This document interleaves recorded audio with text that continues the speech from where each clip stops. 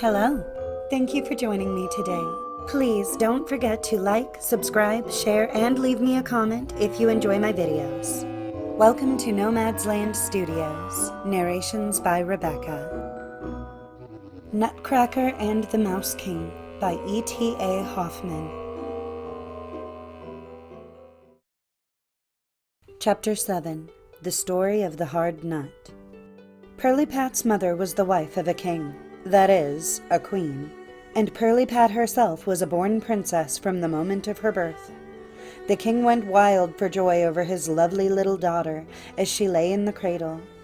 In his exultation he danced and whirled about on one leg and cried out over and over again, "Hurrah! Has anybody ever seen anything more beautiful than my Pirlipatkin?" Then all the ministers, generals, presidents of departments, and staff officers hopped about on one leg like their sovereign, crying out with all their might, "No! Never!" But indeed it was not to be denied that in all the world there could be no more beautiful child than Princess Pirlipat. Her little face seemed to be woven out of delicate lily white and rose-red silk.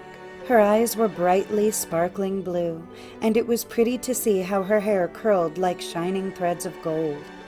Besides, Pirlipatkin had brought into the world 2 small rows of pearly teeth, with which, an hour or 2 after her birth, she bit the High Chancellor's finger as he bent down to examine her features closely, so that he shrieked out loudly, "Oh, Jiminy!" Others maintained that he cried out, "Oh, Cricky!" and opinions are strongly divided on the point to this day.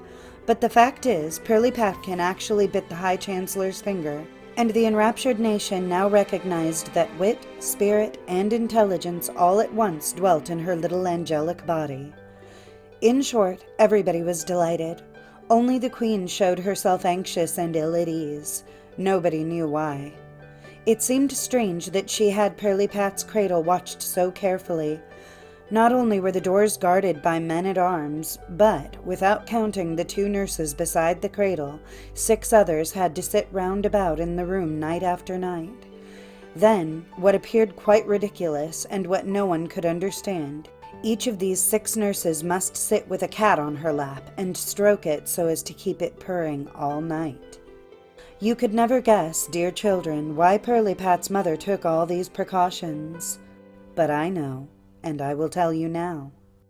It happened that once a number of illustrious kings and highly distinguished princes had assembled at the court of Pirlipat's father, on whose account there were grand doings, and many tournaments, plays, and court balls. The king, in order to prove beyond doubt that he had no lack of gold and silver, was minded for once in a way to dip deeply into the crown treasures, and bring out something worthy of the occasion. To this end, being privately informed by the chief cook that the court astronomer had announced a propitious day for pork butchering, he ordered a great making of meat puddings and sausages, then jumped into a carriage that he might personally invite the collected kings and princes, only to a plate of soup, as he put it, the better to enjoy their surprise over the costly banquet.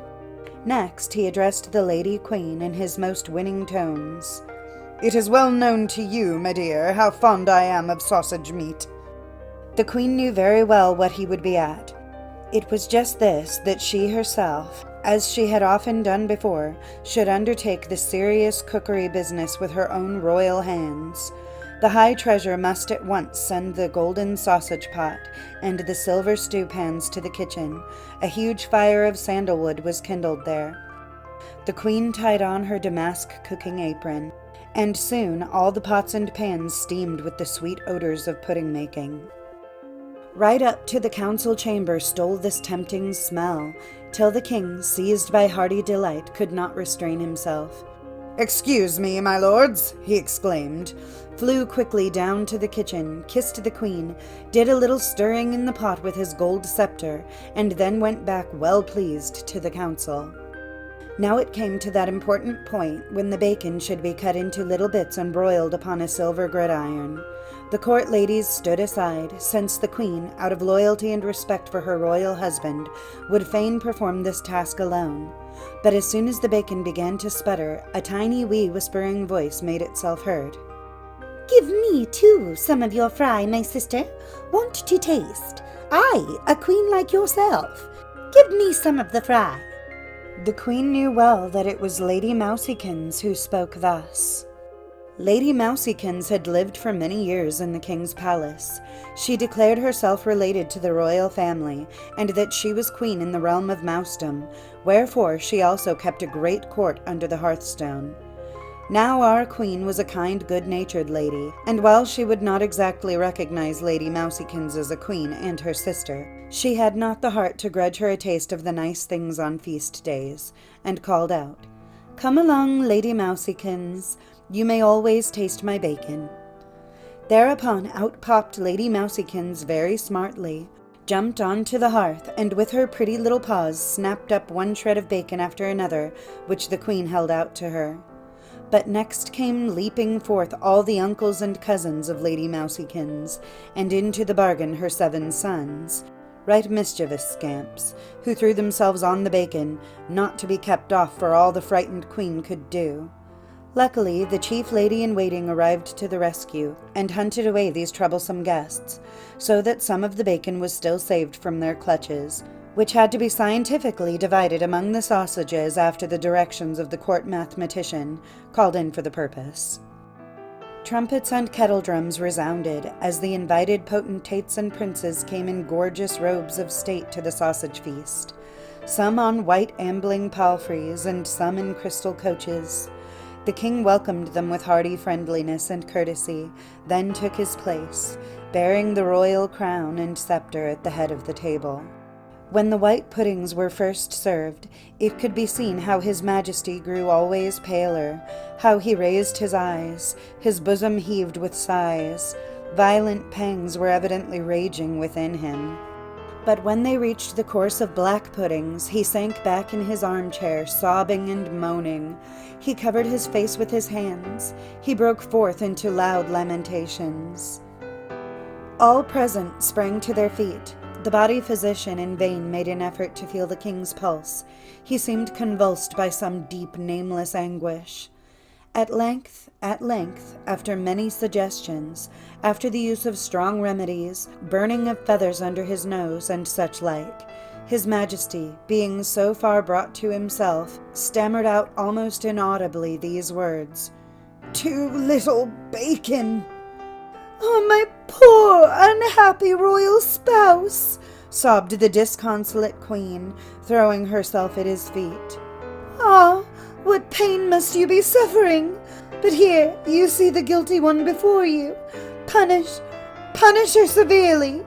Ah, Lady Mousykins it was, with her 7 sons, her uncles and cousins, who have eaten up the bacon, and—" Thereupon the poor queen fell back in a swoon.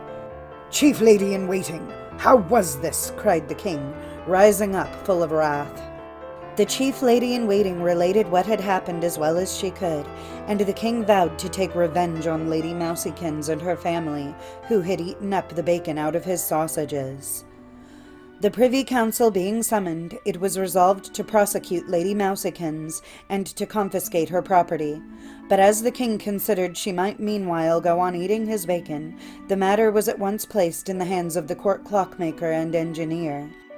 This man, who was named exactly like Godfather Drosselmeyer, Christian Elias Drosselmeyer, undertook by means of a singular piece of statecraft to banish Lady Mousykins and her family forever from the royal palace. He contrived, accordingly, certain small artfully constructed machines, in which shreds of toasted bacon were fastened upon a thread, and these Drosselmeyer placed round about the habitation of the bacon nibblers.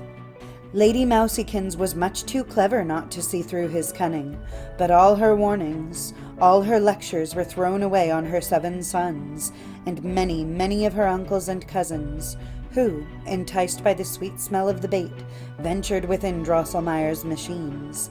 Then, as soon as they tried to gnaw away the bacon, found themselves trapped by a grating that fell suddenly behind them, and delivered to shameful execution in the very kitchen where they had enjoyed such pleasant feasts. With her small band of surviving subjects, Lady Mousykins abandoned the scene of horror. Woe, despair, and revenge filled her breast. The courtiers exulted, but the queen was troubled, knowing the nature of Mousiekins, and too well aware that she would not leave her sons and kinsmen unavenged. Indeed, as her majesty was one day cooking a fricassee of lights, lungs of pork or beef, a dish much loved by her kingly husband, Lady Mousiekins appeared and said, "My sons, my cousins, and my kinsmen are all dead. Take good heed that the Mouse Queen bite not thy little princess in two.